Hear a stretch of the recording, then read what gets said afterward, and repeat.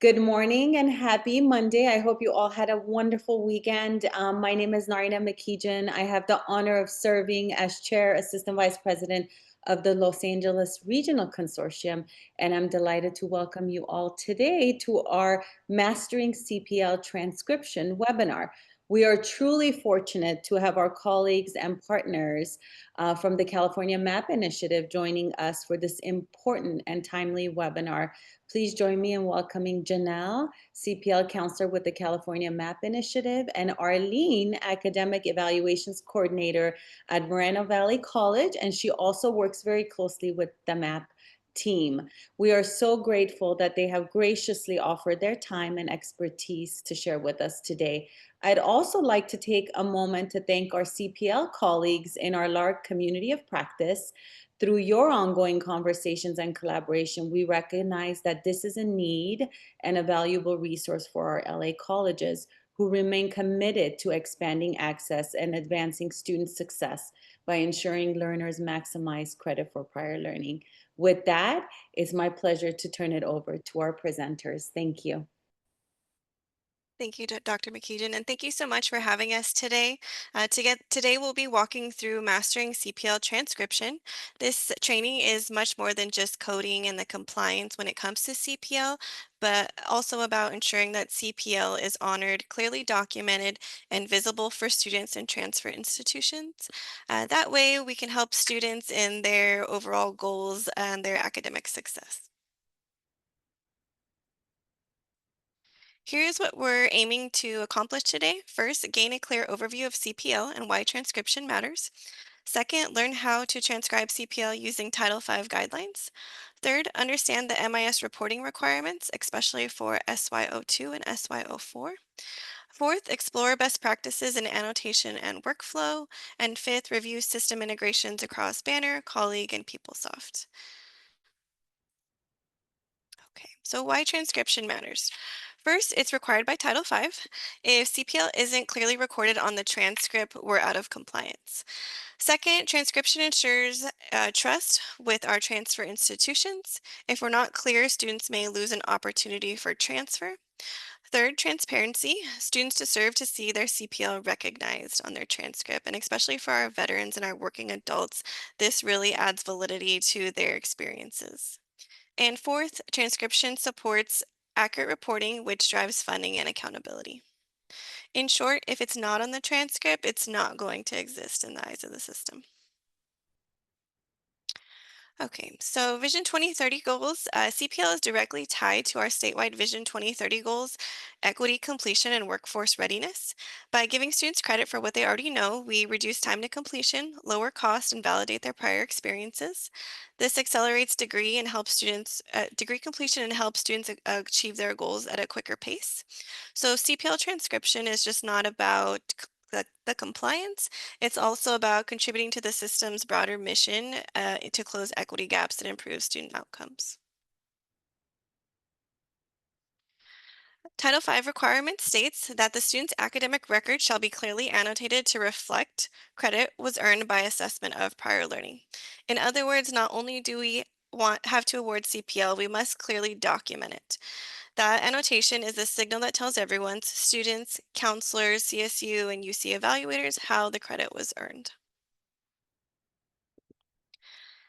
I'm sorry. In addition to individual records, Title V requires colleges to regularly review their CPL policies.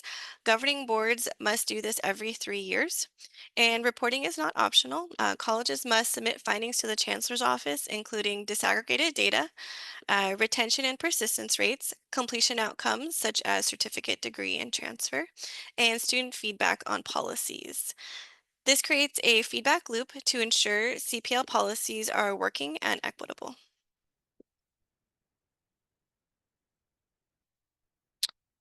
Okay, so the core principles of CPL transcription. So clarity, CPL must be easily distinguishable on transcripts.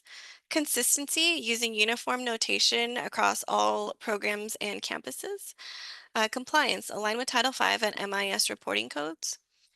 And transferability, ensure CPL accepts it and UC can evaluate it transparently.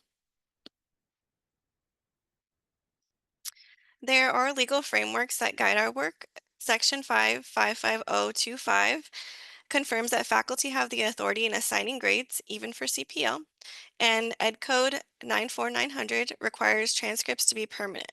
Once CPL is posted, it should be there for life. The best practice is to maintain a clear audit trail documenting how CPL was earned, evaluated, and approved. This protects both the students and the institution. Okay. So this would be a review of the types of CPL. CPL isn't a single pathway, it's many. It can include portfolio assessment, industry certifications, military JST evaluation, work experience documentation, credit by exam, which is typically the internal process, and standardized exams such as AP, CLEP, and IB. Each has unique transcription requirements, but are all valid CPL methods.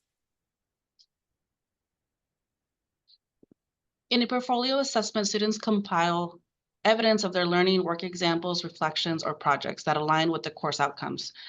Faculty evaluate the portfolio using a rubric ensuring rigor and fairness. When posted, the transcript should clearly say credit for prior learning portfolio. The wording tells everyone exactly how the credit was earned. Industry certifications and military experience are two of the strongest CPL courses. Certifications are third-party validation of skills like CompTIA, AWS, or CNA. Licenses such as EMTs or paramedics require individuals to complete field hours and successfully pass state and national certification exams. Military JSTs are evaluated using ACE recommendations, ensuring consistency and fairness. When awarding notations should read CPL certification or CPL military. This removes ambiguity and builds trust with the transfer evaluators. AP, IB, CLEP exams all fall under CPL. But remember, CSU accepts CLEP while UC does not. UC does accept AP and IB. That's why precise notation is key. Post as CPL AP exam, CPL IB exam. Don't write test credit. And always align exams with catalog courses or electives. This ensures credit and meaningful and transferable.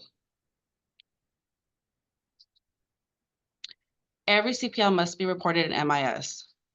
Every CPL must be awarded in MIS. Why? To meet the Chancellor's Office of Compliance, to accurately track CPL use statewide, to determine accountability and funding. If it isn't reported, it doesn't count, no matter how well it's transcribed.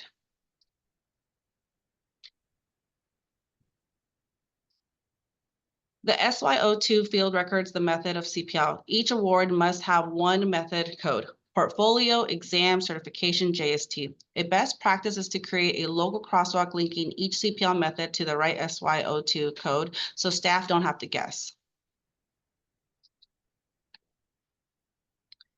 SY04. Here's a model crosswalk. It links each CPL method to its SY02 code. This kind of tool is essential for consistency. Without it, different staff may code CPL differently. This breaks reporting. A simple crosswalk keeps everyone on the same page. So on this page, you'll be able to see the different types of codes. You'll see that some of them, the advanced placement is a C.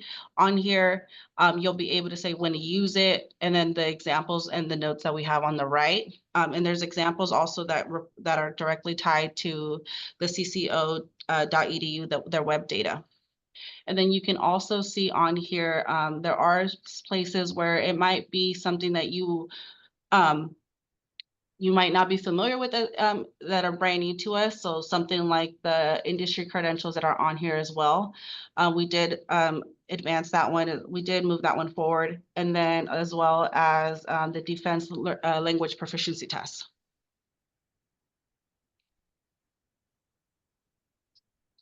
SY04 captures the grading basis for CPL. Options include letter grade, pass, no pass, or credit only. This rule, it must align with the catalog and SIS policies. So if your catalog says that the class is submitted to curriculum as a pass, no pass, you can transcribe it as pass, no pass. If it's submitted through curriculum as a letter grade, you can also transcribe it as the letter grade. The main part of this is that faculty do have the main they have the purview to assign the grade to each of this credit. And then MAP is currently discussing and reviewing Title 55050 to be able to give pass or no pass or credit to not affect students' GPA. The goal is to allow credit for prior learning to be awarded as pass, no pass, or credit so that it does not impact a student's GPA. So in some instances, students might be able to get 18 to 20, 25 units of CPL. If you were to give them an A for all of this, it might impact their GPA, inflate their GPA. But if you gave them a C, it might also deflate their GPA and would also affect them negatively. So that's one of the things that MAP is currently working and discussing with the Title V. When posting CPL language matters, standardize, always write credit for prior learning, add method if possible by exam, by portfolio, some type of notation on the transcript so that individuals are able to see the differences between the type of credit. And whenever there's an equivalent catalog course, post it. So try not to put areas, rather put, if it's equated to English C1000, that you put that as well and just notate it that it is CPL, it was given through CPL. The clarity helps both students and evaluators. Students should be able to look at their transcript and instantly see what the CPL represents. This means displaying catalog course prefix, number, and title. Use the same units as the catalog. CPL should look just like any other class, only annotated to show how it was earned. And then there are some common pitfalls to avoid. Don't use vague codes like TR or PL without no explanation. Possibly add it to your legend, or also make a notation of what that means somewhere in the transcript. Don't post duplicate credit if it's awarded through AP or transfer. So if the student has already taken the class, possibly look into a process to remove those as well. Don't leave methods uncoded in SIS, and always maintain an audit trail.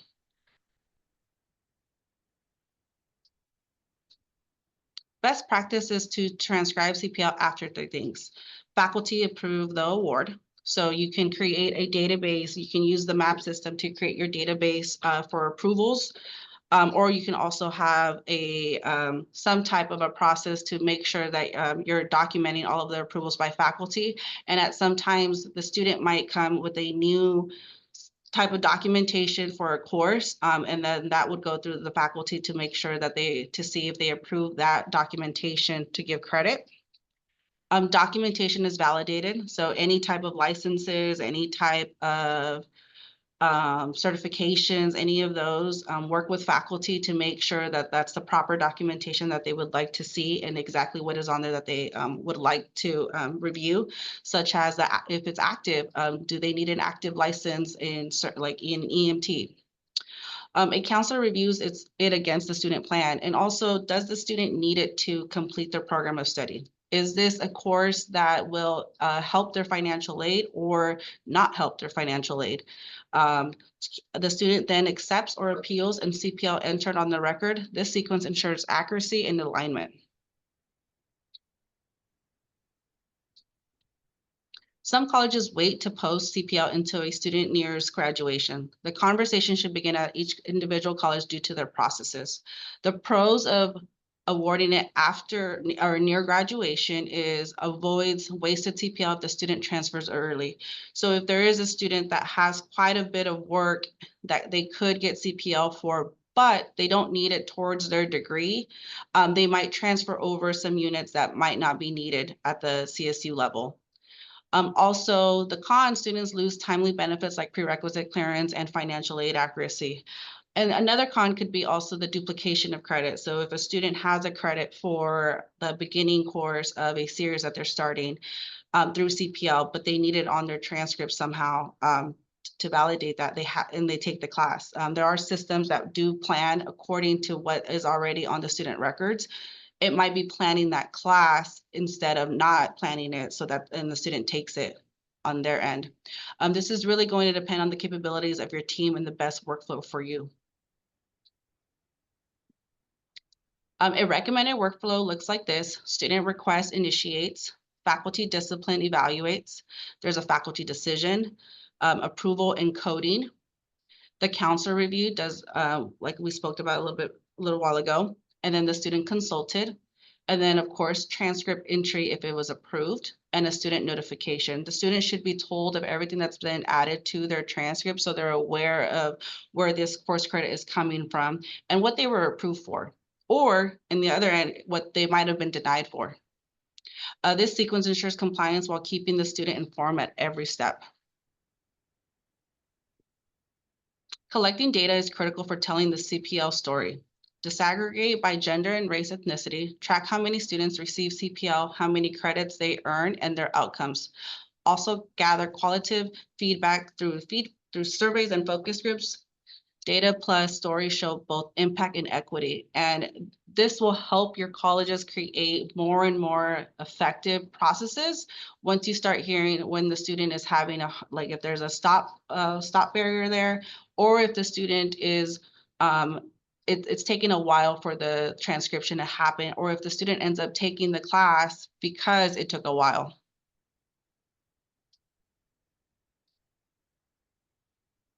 Use your data to find equity gaps. Are certain groups underrepresented in CPL? Do outcomes vary by demographic? Sharing this with faculty and leadership sparks conversation that lead to more inclusive outreach and stronger equity outcomes. And so if your faculty are listening, are a part of the conversations with our feedback, they're able to see, okay, where is it that we need to make our processes more effective? Can we approve certain documentation in a broader aspect where this is approved for most students, or is there some type of do we look at certain other documentation so that it's approved for others, almost everybody except, instead of just for one student.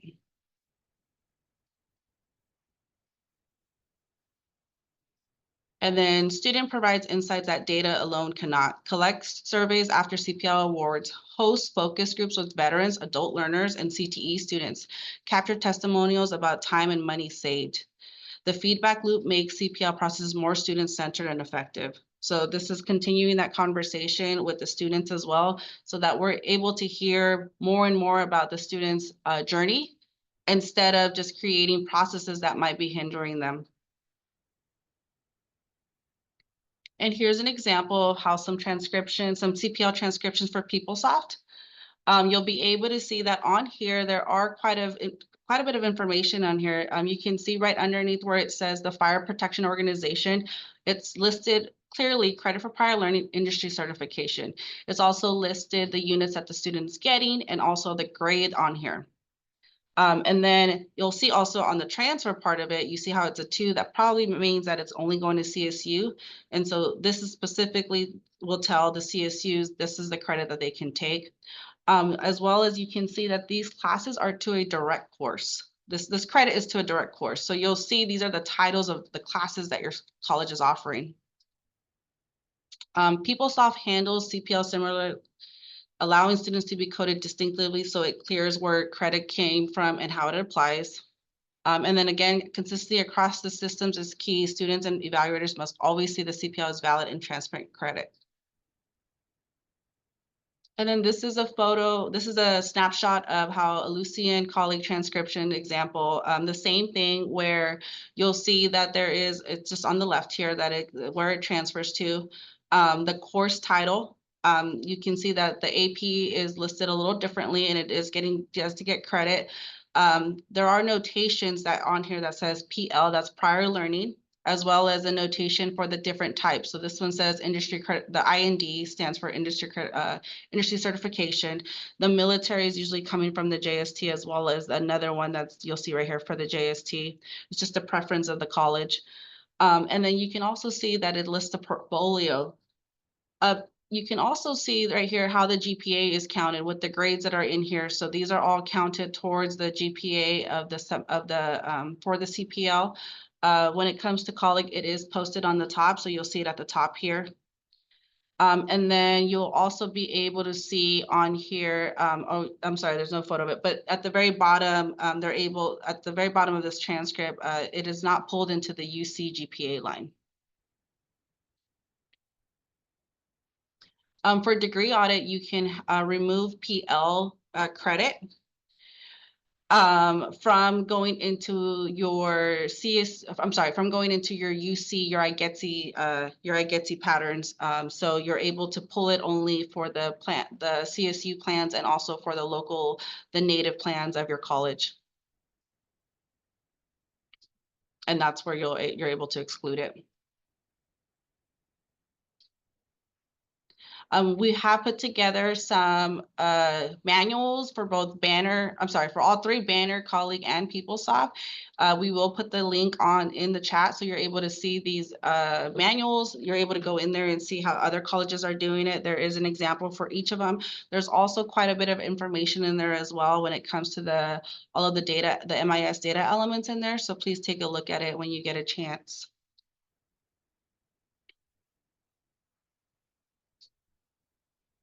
And then here's your quick action checklist. Use a standardized notation, apply correct MIS codes, include a counselor and student review to your process, avoid duplicate credit, and then audit your process regularly so that we're able to make sure that it is, sometimes things change. We just had a change within some of the data elements. So it's always great to continue to review your process. This checklist can prevent most transcription problems.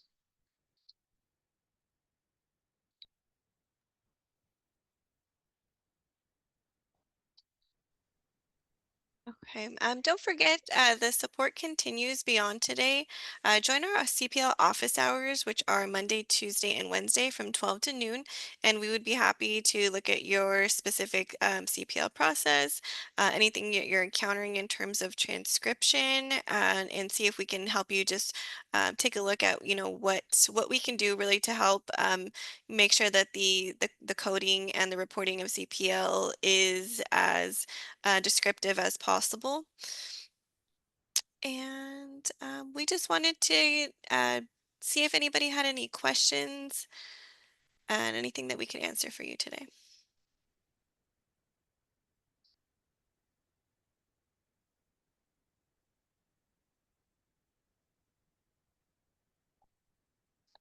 Arlene, is there any questions in the chat? I don't see any, and in the chat, I did put the Padlet in there. Okay. So that you're able to see. If you want to pop that open, we can see all of the resources that we have put together. Oh, Leticia has a question. Hi, everyone. I'm sorry, because I'm in the car. A quick one. Do you all know, can you guys give us an overview of how the state plans to differentiate whatever is uploaded with the MIS data element codes versus what, if anything, will be used for MAP? Can you talk about that a little bit if you're aware of it? So I know currently we are making revisions in MAP to ensure that the MIS codes that are like the new, I know they have a work group, right, that's working on making sure that the codes that we've shown here are just encompassing every type of CPL. And MAP's goal will be to align with those new codes. So right now we're working on redefining what that crosswalk looks like and ensuring that if the institution needs to report these types of CPL, and this is how the institutions are asked to code them, then making sure that there's an easy way to show that in MAP. And in terms of, using MAP versus the MIS data, I don't think we're there yet. In terms of like an answer, I mean, I think they'll probably work in conjunction, or they should be working in conjunction to just verify both. So maybe Arlene can talk a little bit about her process when it comes to just validating CPL and validating that she's awarded the correct amount of students. I know that, Arlene, is it correct that you validate against MAP? Yes, I do use both. So to talk a little bit candid, we did ask for a report for our MIS data through our colleague system. So actual data coming in, like what was reported the last few years, and it didn't match. So that's one of the things that we're reviewing on the back end is everything connected? And it didn't match, not to say to the MAP system, it didn't match to we're transcribing it on transcripts already, and those weren't being counted correctly when we reported it to MIS. And so that was very unfortunate because there was part of we weren't assigning the coding correctly. And so that's what we're doing right now within our district, is making sure that everything's assigned accurately. So not only is MAP saying one thing, our system is saying another thing, saying the exact same thing. Thank you. Thank you, Leticia. Any other questions? And maybe I can stop share and then show the Padlet, Arlene. Yes, perfect. Are there counselors in the room? What about evaluators? Anybody from admissions? Awesome. Christine has her hand up. Go ahead, Christine. Thank you. So my question is, we're on PeopleSoft, and we are using TES to kind of track our course equivalency and credits. So we're not inputting that in MAP, but we are transcribing on students' record as other credit and differentiating military or certification or something like that. What would you recommend for us to do as far as validating? Do you have any recommendations on that part? I'll go a little bit, Janelle. So I use MAP on a daily basis, and what we've done is we do have on test. Moreno Valley College does have on test quite a bit of our approved articulations for CPL, but we also house those in MAP. So what I'm able to do with that is now MAP has a student intake process. I do have an exhibit built in there for, I'm going to say, EMTs. Any student that comes to Moreno Valley College that has a valid active EMT license can get credit for 6 units here at the college, and it goes towards one of our associate degrees and one of our certificates. So what I'm able to do within MAP is now have this exhibit, and the exhibit shows you, Arlene, this is what you need in order for this student to have validated credit given to this student. And then I'm able to now go into MAP and create a student portfolio in there, in a sense, where I'm able to put in there, okay, what is their license? Sometimes they provide like an image of their license number on there. And I can see on there, we could probably pop it up in a little bit if needed to. We can see on there exactly where the student is in the process. So the student could be in just, they submitted their documentation. The student can be in, okay, this student met with the counselor already. I can mark that on there. The counselor can mark that on there. The other piece of it, the final piece of it, is the transcription piece. I can right there annotate if it needs to be transcribed. For us, our board policy, our own college's process says that I can't transcribe anything until the student has 12 units enrolled. So sometimes the student comes quicker than the 12 units, so I can wait there and not have it marked as transcribed. And now I can look for it when I need to look for all the non-transcribed ones and see if the student enrolled. And then I can mark it transcribed when it has been transcribed. One of the very beneficial one of the beneficial sources I can use in MAP now is that I can now pull up the exhibit that I'm looking at. So sometimes, like just a little while ago, my boss came in and said, hey, how many students have we given EMT credit for? And because it's attached to the exhibit, I can say, hey, for this year, we were able to do, 22 of them. And I can pull that data on a quick, very quickly, so I can make sure to pull it and say, these are the ones that were transcribed. These were the ones that were not. And that's how we use test, MAP, and more of that student intake. Hopefully that I answered that question for you. Yeah, that's fine. I just wanted to kind of figure out if MAP is going to be like a required data entry at some point so that we can start inputting that information for students versus just using TES, because we do have a documentation process separate from MAP, so we can pull that data. But because we're just starting up, I just want to make sure we start that data entry in MAP so that we don't have to be catching up later on when we find out it's going to be required.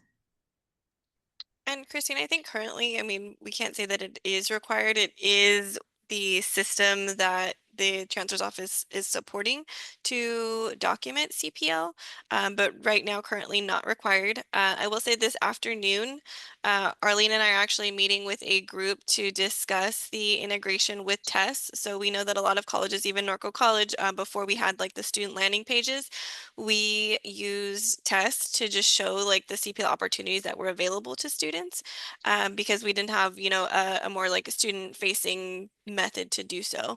So now that we have the student landing pages, that's been really beneficial in just kind of getting away from having to utilize tests, because I do think it is kind of difficult for a student to be able to identify where CPL, what like CPL opportunities they have if they're relying on tests.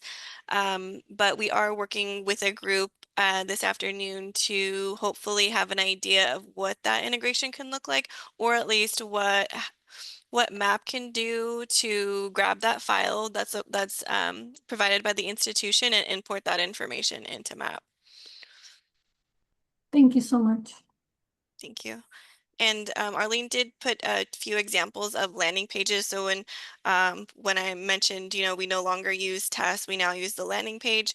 That's kind of what became of this. We really wanted like an easier way to showcase the CPL opportunities available rather than having to update multiple databases.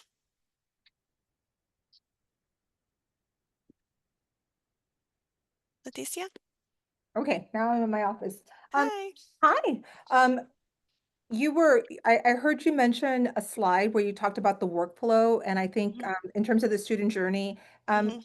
can you go back to that one? Because I had a Sure. question. Because I wanted to have a sense of your thinking behind one of the steps that was there. Okay. Mhm. Give me 1 second.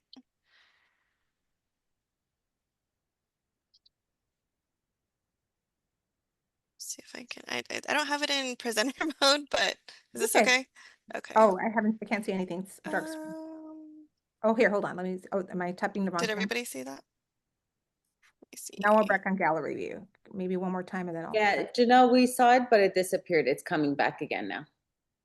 There There we you go. There we go. Okay. Okay, so when you were talking about this in terms of um, from the faculty decision, can you speak a little bit about what you envision on the counseling review? You said two things that brought, made me kind of pause and reflect. Number one, I think one of you mentioned at what point is CPL reviewed and screened? And then there's also a strategy to do it almost at the right before graduation, which seems kind of strange to me because I thought a lot of the push was to ensure that we give credit to students at the front end. And that I thought that given the new student educational plan and the revisions that happen at the board, at the state level, that would be required up front. So that was one. But then the second thing here is, so I'm thinking that the counseling review happening after the faculty decision, did you mean like advising, or tell me what you meant by counseling with a capital C?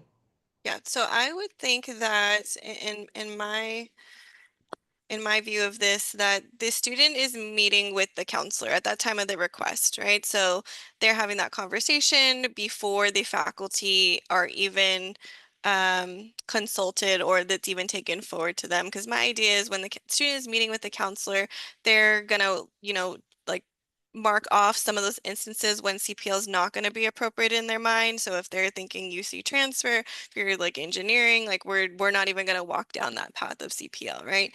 But potentially, if a student is coming in with, let's say, like an EMS training, maybe they're pursuing firefighting, like at Marina Valley College, and it seems like a good fit or like appropriate fit for that student, then that's when the faculty would be consulted.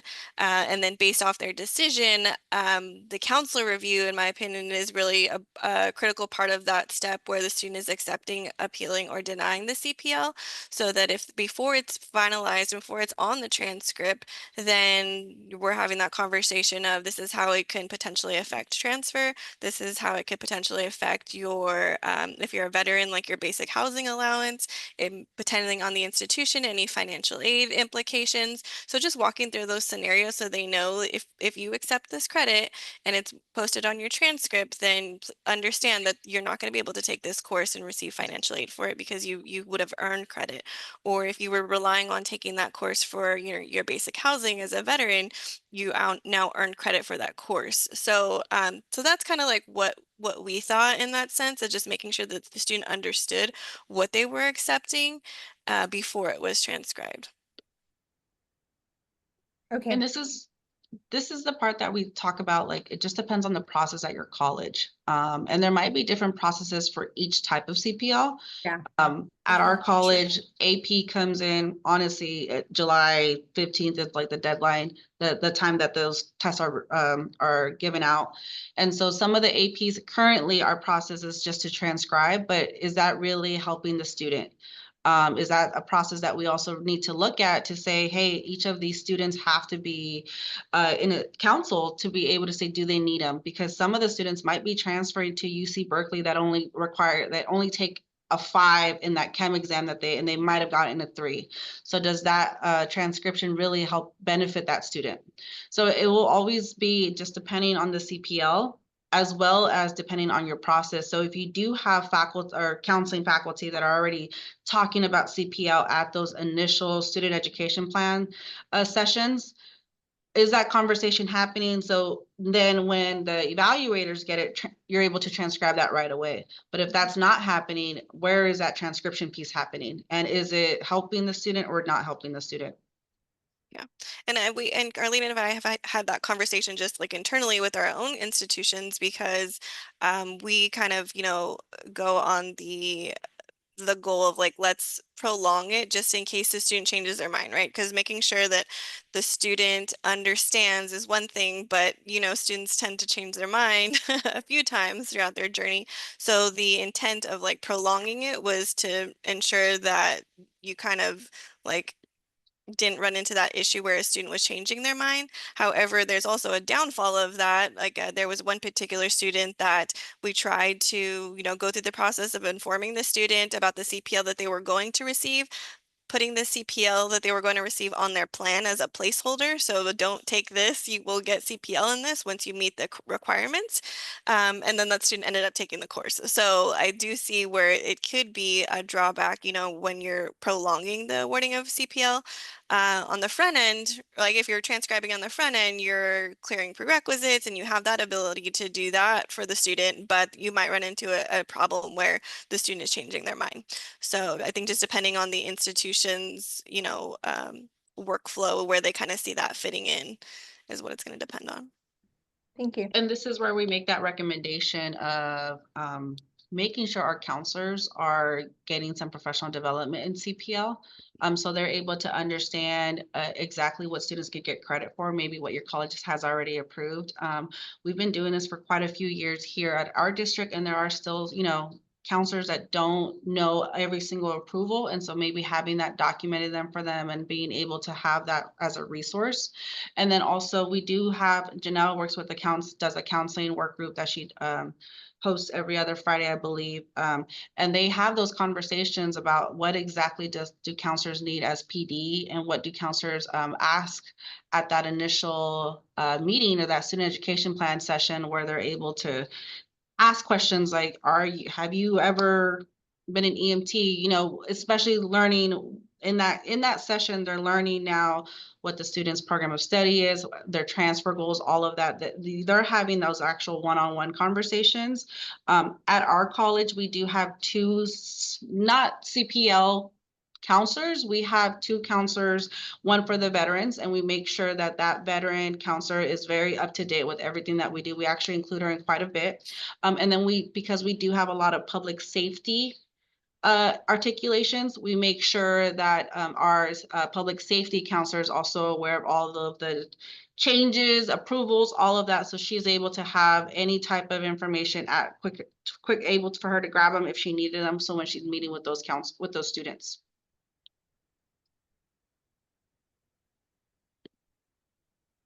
Thanks, Leticia. Any other questions? Can I ask you another one since you guys Yeah, please. what are some of the dynamics that happen in multi-college districts? So you guys can see my background in case you're not familiar. I'm with East LA College. So we're part of the LA9. And just wondering as we are all lifting and we're all coming from different points, are there any suggestions that you have of us?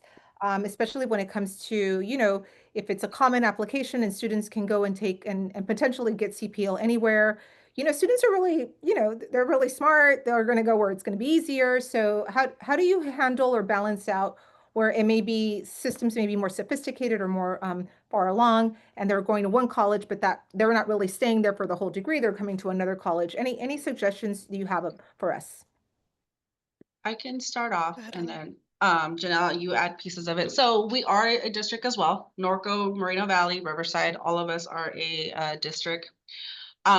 We create, so we do have a monthly meeting with actually we're very fortunate that we meet with MAP, so we're able to hear all of the updates and all of that. And most of that conversation is what's going on in the MAP world, but we also meet as 3 coordinators, and we also do the 3 colleges meet, and we do professional development for our counselors right now.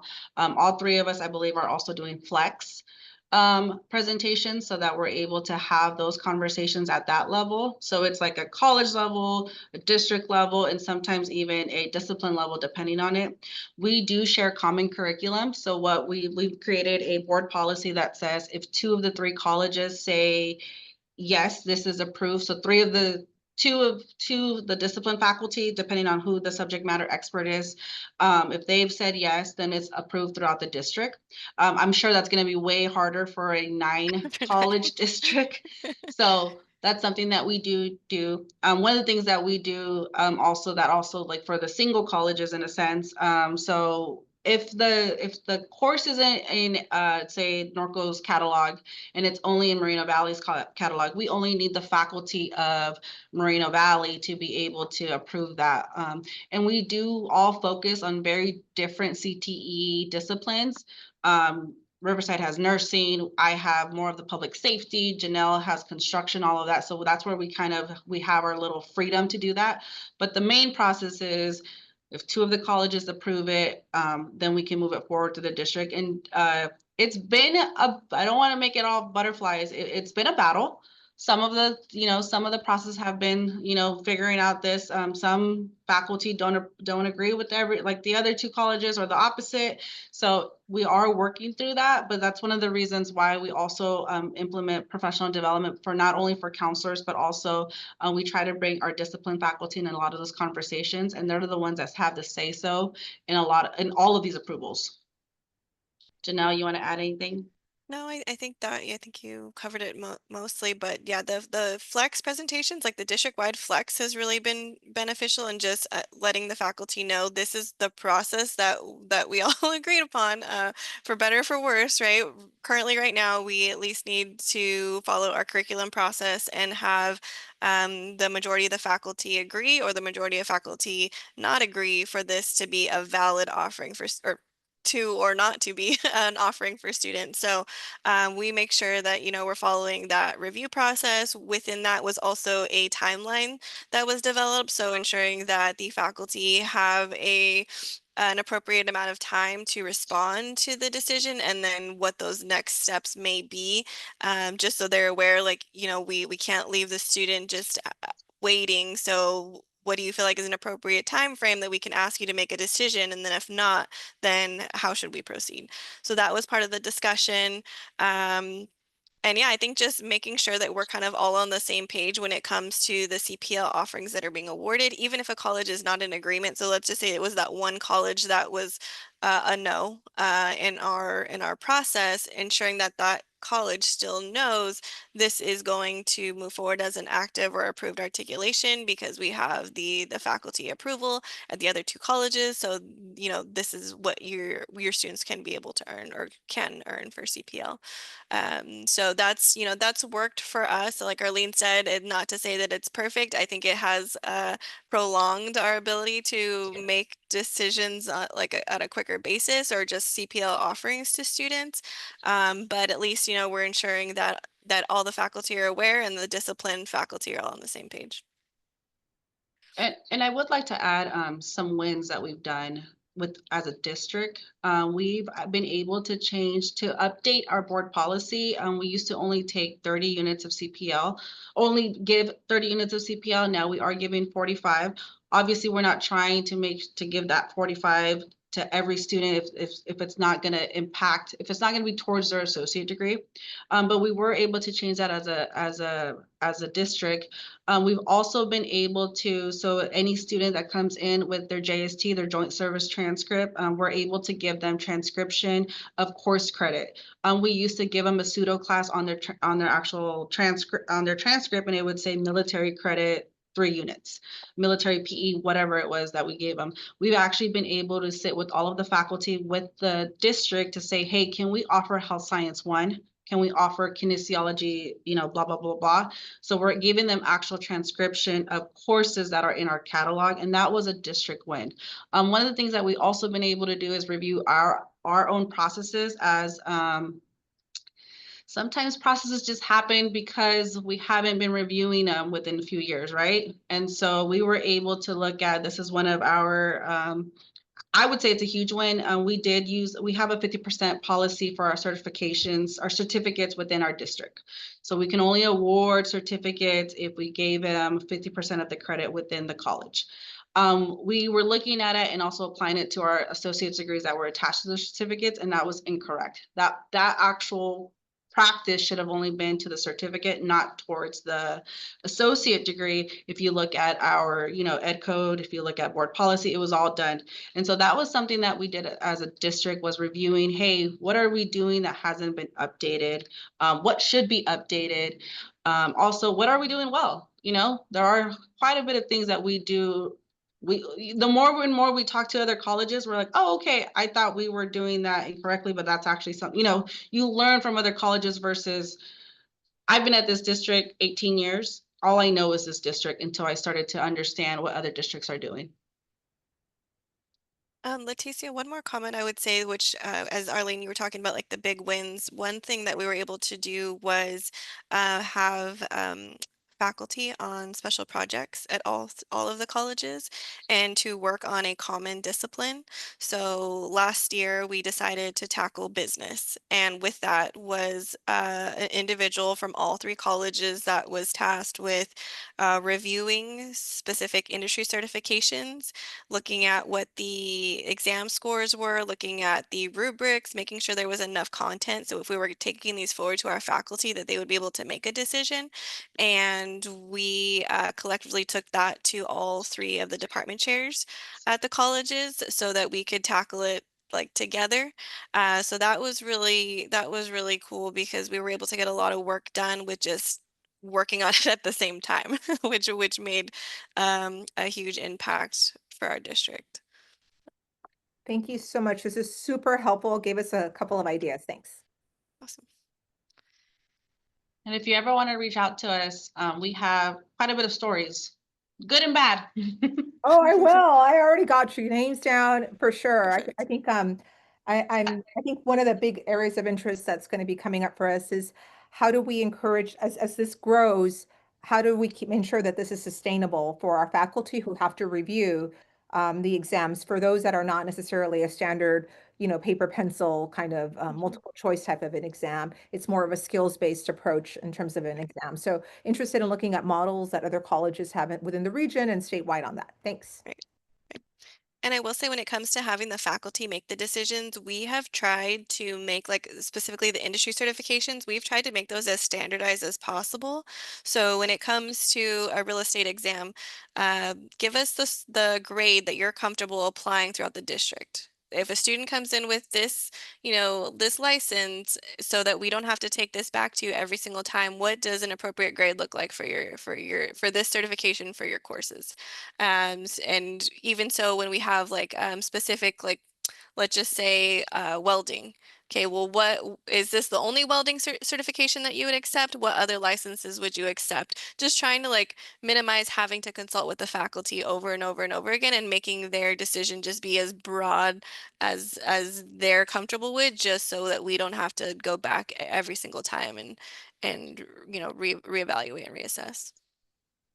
And in the chat, I put what MAP has been working on with the statewide recommendations, credit recommendations. So there is quite a bit of work already in there, just depending on what curriculum your college offers.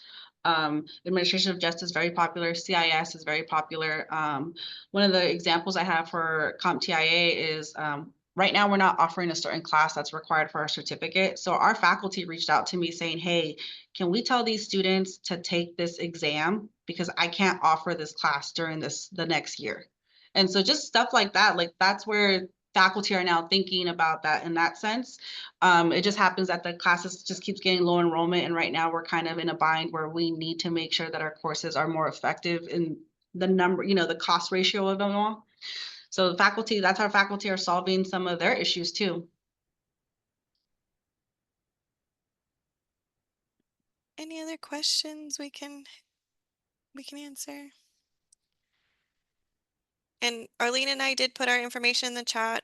Feel free to reach out anytime. I did put the counselor work group in there if anybody is interested in joining or has a counselor that's going to be working on CPL and just kind of wants to know where to start. And as I mentioned, I'm going to put our office hours in the chat. So again, that's Monday, Tuesday, Wednesday. If anybody has questions, there's institutional folks like Arlene and myself that join that that office hour just to, you know, talk about specific situations that are going on at your colleges, and feel free to, you know, tap on us with anything you might have. And if you have great ideas, bring those too, please. We love those. All right, Janelle, Arlene, I think those were all the questions. Thank you so much. This was such a helpful webinar. We appreciate your time. And to all of our college colleagues here, thank you for dedicating time for this really important work.